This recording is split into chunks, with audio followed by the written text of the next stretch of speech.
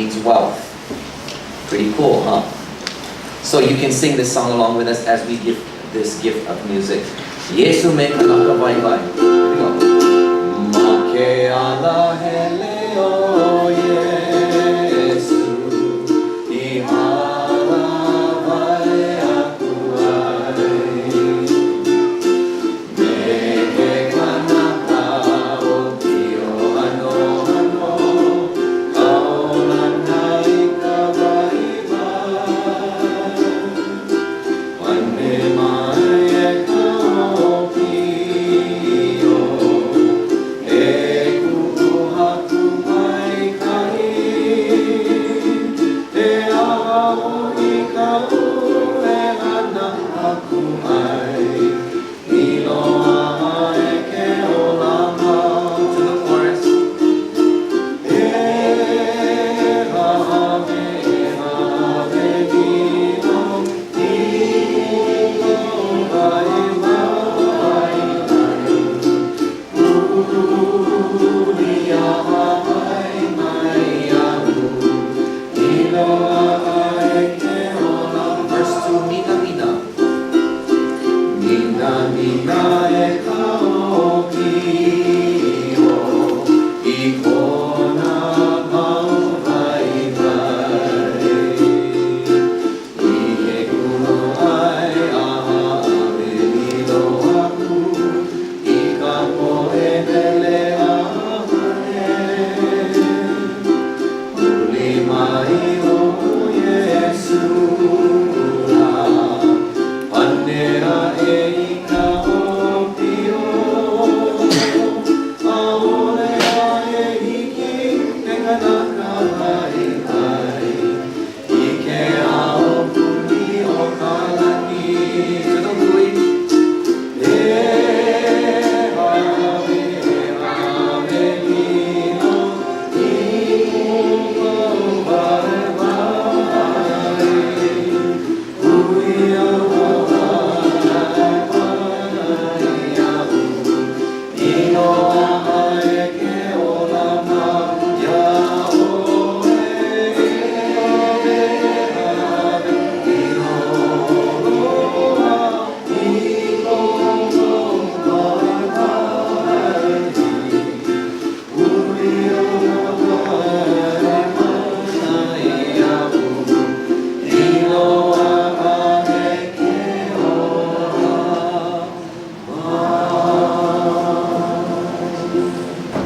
Amen. Beautiful singing. You guys saw the dish. And I'm actually going to ask the students to stay up here. You can put your hymnals down, and if I could have a microphone for the students. They're ready to give their message, and I thought I would make it really easy for them by asking a couple questions and just having them answer however they would like to answer for you. So the first question is, what have you ever done for a neighbor that you felt really good about? Well, I think it's all, yeah. well, I didn't join Christian or be with God till 11th grade when I joined deputation team. So what it is for me is what I did yesterday, and that was when a man in his stroller, we always at Hanare Pier, Oh, okay. and then a man in his stroller was rolling out of the pier, and like it was like pouring rain, so I ran out and I saved him. Oh, Just like for me, it is to be selfless and to like help one another. Is even though you don't know that person, that just to give a helping hand. very good. Thank you. Very good. I think that your words have a lot of power. So to help a neighbor next to you would just be like, hey, you're doing great. And that's like what I do. I try really hard, or I don't try really hard, but it's like a simple word of encouragement.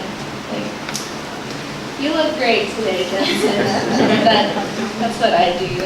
And it makes you feel good because they smile after and they internally it feels good. A kind and encouraging word. Wonderful. Thank you. I'm gonna agree. Being there for someone. You know, like if you have a friend and like, okay, I'll give an example. Like one of my friends, she doesn't really know Christ, and she's kind of a tough cookie, and I didn't want to force anything on her, but you just be with her and just show her God's love through just being a friend to her and like never leaving her side. I think that's it. Very good. Thank you. For me, I like to do service projects, so I try to volunteer my time when I can. One of the Easters, a couple years back, we made Easter baskets for the kids at the hospital, so I like doing stuff like that. Excellent. You can hold on to that microphone because the next question you get to answer first. And that is, as you think as a young person about what the things that the church can be doing to reach out to more young people, what's one thing that comes to your mind? I think music is a great part of it because anybody can enjoy music regardless of how old you are. And I think it makes it more fun too. It's not like you're just sitting the whole time. Very good. So reaching out to young people through music. Okay. True. I'm gonna say just loving them and just treating them as one. You know, that Timothy verse, like don't look down at them because they're young. Because they're young. Yes, that's a good one. That's it. Yeah. So accept people as they are, even young people.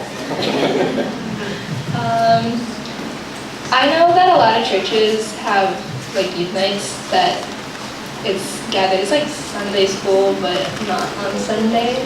And those really bring together the kids because it's fun. It's not just like you're sitting in a church. It's like you're playing games and you're spending time with people that also love God and like will push you to greater things, but like without pressure. It's just Very good. So having a youth group time on a regular basis for the kids to come to and just be a part of and enjoy themselves. Excellent. Well, I kind of agree with all three.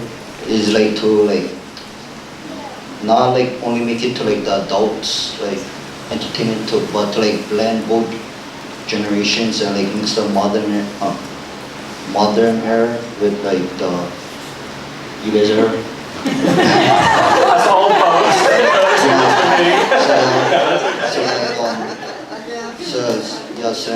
So like have like live music and games and like make it like fun. Very good. Keep it fun, intergenerational. And actually, I'm going to ask you one more question. Really easy. What's your favorite thing about being on the deputation team? My favorite thing is, like I said, like I didn't know Christ and didn't know God until I joined the deputation team. So like my favorite thing is to like finally like give back to Him and like it's like He like helped me a lot throughout my life. Like not once I pray, not once I worship, and like not once I did this, but then like He was always there to like help me. So like my favorite thing is to know like He has my back and He'll be there with me like step by step. Wonderful. I'm so glad you're on the team. there's a lot of things that we do as a team. Like we praise and worship and stuff from our camp because we had a beginning camp that we all just like slept over and then we worship and pray and stuff. And I really like music, so when we did that, it's just like an overwhelming abundance of the Holy Spirit. It's just like we're all singing and you're all praising the Lord, and that's just one of my favorite moments because you can feel everything that's going around with you. And Very good. Oh yeah, I ditto. And I also like coming to all these churches, not particularly like talking in the front, but you know, like meeting all you guys. Like it's fun to see all the different churches too, and like branching out. You know. Very good. I really like the service part of it and going out into the community and helping. I also like that it really encourages us to open up our hearts and use that to help other people. Very good. Thank you so much. Give them a hand.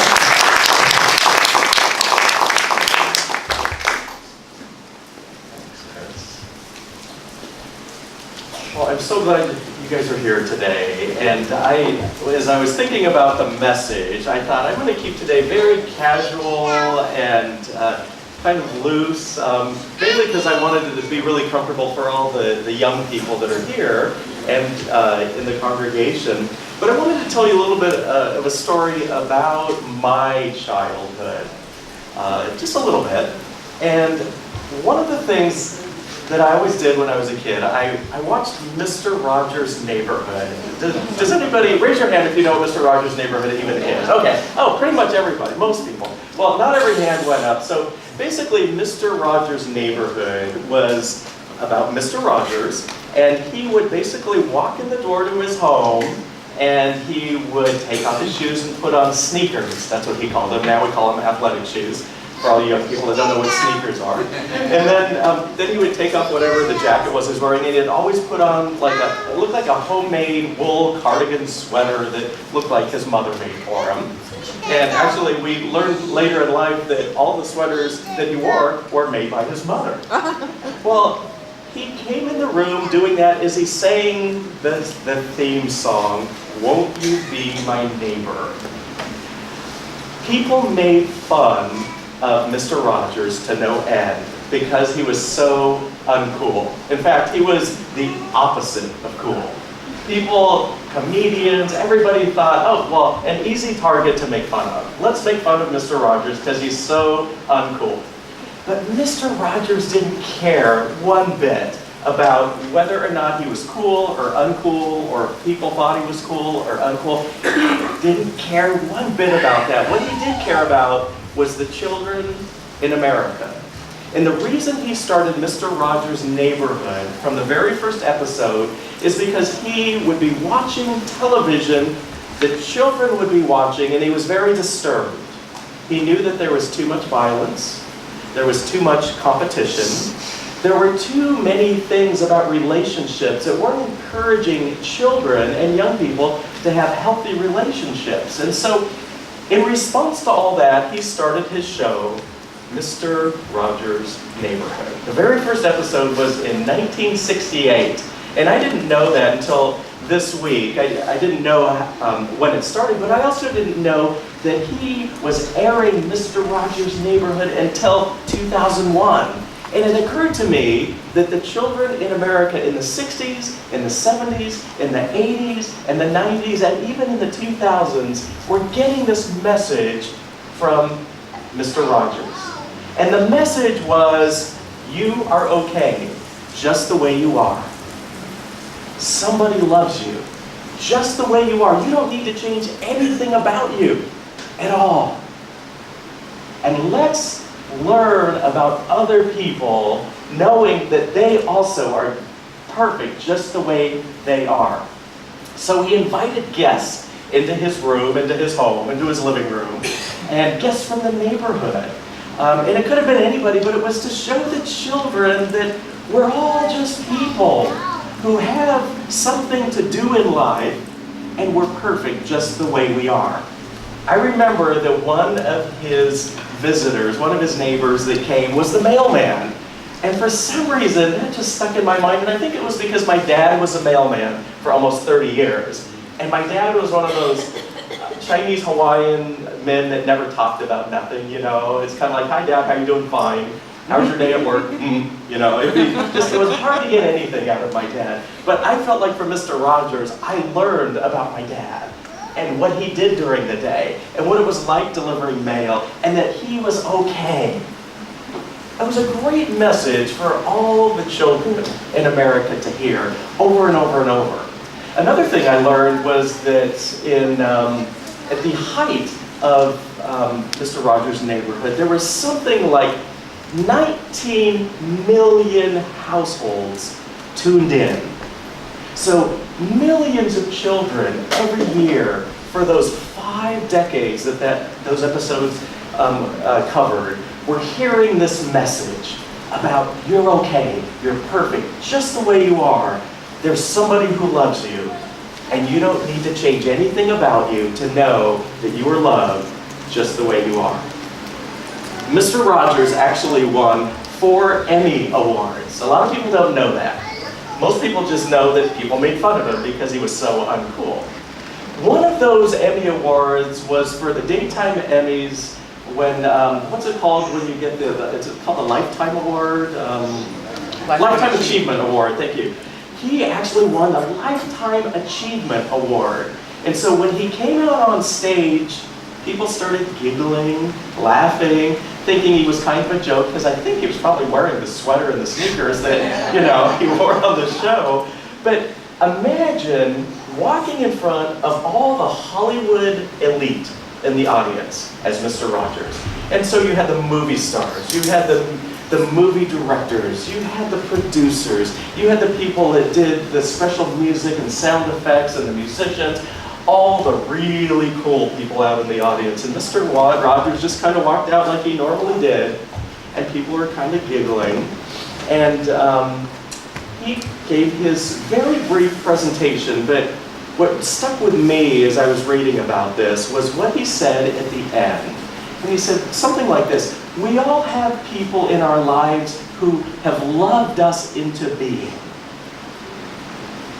And he said, I want to invite you to take 10 seconds just to think about the people in your life that helped you become who you are. And he let that sink in just for a second or two, and he said, he looked at his watch and said, I'll keep the time.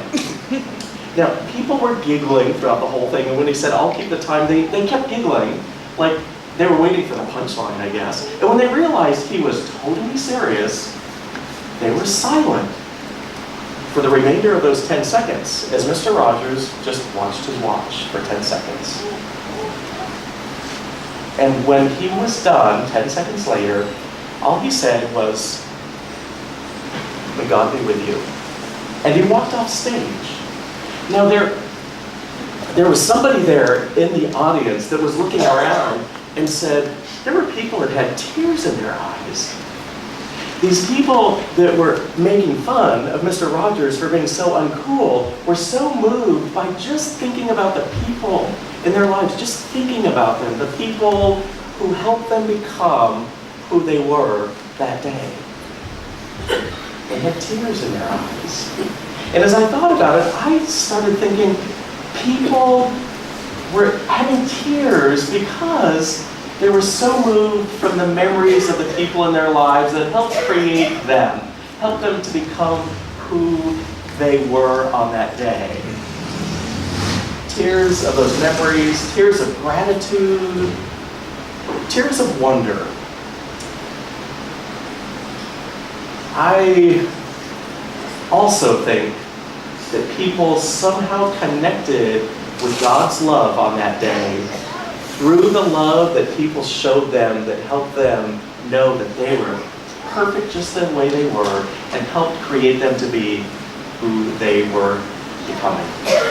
In this morning's gospel lesson, Jesus was talking about children because somebody brought, it says in this morning's Bible that Virginia read to us, an infant, but that phrase or word could be translated a young child or a small child. But the idea is somebody brought somebody helpless to Jesus, an innocent, helpless little child, and somebody said, one of the disciples, oh no, we can't disturb Jesus with all his important stuff with children. And Jesus said, let the little ones come to me. And by doing that, he was acknowledging that they were perfect just the way they were, and they were loved just the way they were. And I think Mr. Rogers not only was impacting the children in our nation and all over the world, but he was impacting the adults who were coming to realize how important their role was in helping by modeling what it's like to not only be loved for who you are, but to love others for who they are. Mr. Rogers really didn't care at all, like I said, about whether or not people thought he was cool. Didn't care at all. And never tried to conform to what other people thought he should be like, what he should look like, how he should dress. He was always just himself, being so comfortable being who he was that as he was walking in at the beginning of every show to his living room, taking off his shoes and putting on his sneakers, taking off his jacket and putting on his button-up cardigan wool sweater that his mother made, basically just getting comfortable and inviting his audience, and in particular the children, just to be comfortable as well. Being comfortable with who they were, with who he was, and who everybody else was as well. We've been talking the last couple of weeks in this church about our neighbors, and of course today's theme is the children and young people in our neighborhood. And I believe that as we invite everybody to celebrate who they are and acknowledge that everyone's loved exactly as they are, that God will lead us in opening our hearts and minds to what the needs are for the children in our church, the young people in our community. I really don't know what it is that's going to happen in the years to come, but I do know that when we think along the lines of Mr. Rogers, that God will lead us because we are listening not just to Mr. Rogers, but really from the Word of God that tells us we are loved for who we are. Each and every one of us. There's nothing that we have to change about ourselves in order to be loved anymore by God. And that really is the message of God, of the Scriptures, of Jesus, and quite frankly, of Mr. Rogers. As I was thinking about how to wrap up today's message, I thought what he did at the Emmys was so brilliant that it would be appropriate for us to take a little bit of time ourselves and take, as he said, 10 seconds just to think about the people who helped create us to be who we are. Except, I'm going to give you, I think, a whole minute. So if it's helpful for you to bow your head and close your eyes, that's fine. But I'm going to give you a minute just to think about the people in your life that have helped create you to be who you are today. I'll keep the time.